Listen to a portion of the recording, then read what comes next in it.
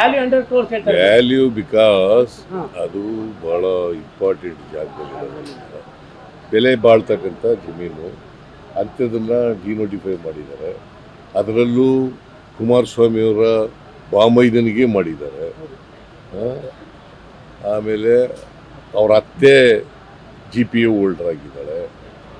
So ಅಧಿಕಾರಿಗಳು ಇದು ಬರೋದಿಲ್ಲ,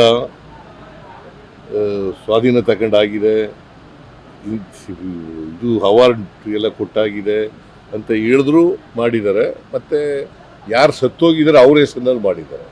Kumaraswamy always A hit and run case.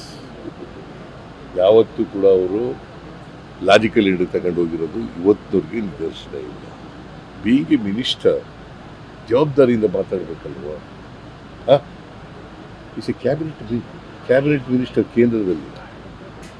ಈ ಶುಡ್ ಸ್ಪೀಕ್. ಅದು ಸತ್ಯನಾ ಇಲ್ವಾ ಅಂತ ತಿಳ್ಕೊಂಡು ಮಾತಾಡ್ಬೇಕಲ್ವಾ.